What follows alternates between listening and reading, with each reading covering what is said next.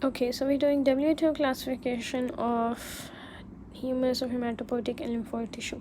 First, you have these myeloproliferative disorders. Forget about that. We need to know about mastocytosis. Then forget about all of this. And we have second, we have myeloid sarcoma. Okay. Then we have precursor lymphoid neoplasms, in which we have B cell lymphoblastic lymphoma, and we have T cell lymphoblastic lymphoma, and we have natural killer lymphoma. These are basically the precursor cells which are before the mature B and T cells. So we have, these are lymphoblastics, and in lymphoblastics you have 3B, T, and natural killer. Okay, next we have mature B cell neoplasms, in which we have CLL, which is important for us, or known as chronic lymphocytic leukemia lymphoma. This is what we'll discuss later. Then we have hairy cell leukemia is important. We have hairy cell leukemia. This is different thing. Then we have lymphoplasmacytic lymphoma and something like that, which is plasmacytoid. We have plasma cell myeloma or plasma cell neoplasms, in which we have plasma cell myeloma, and we have plasma cell myeloma and cytoma and all of those things, right?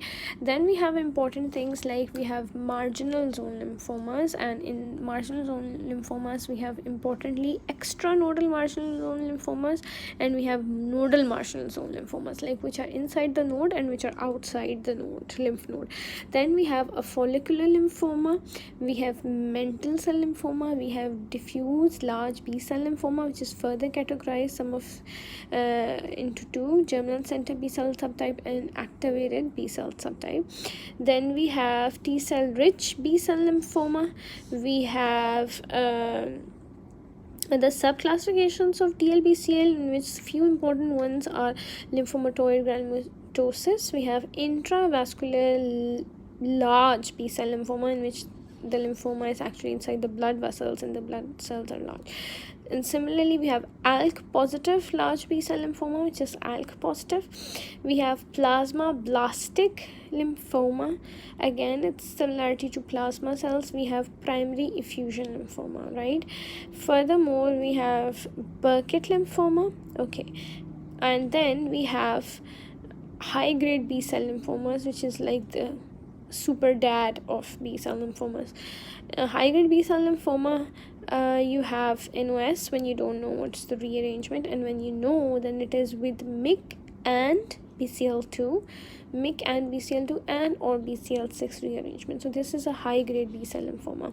And another category is a B cell lymphoma which cannot be classified. It is unclassifiable with features intermediate between DLBCL and classic Hodgkin. So basically you have two remixes here. One is DLBCL and Hodgkin is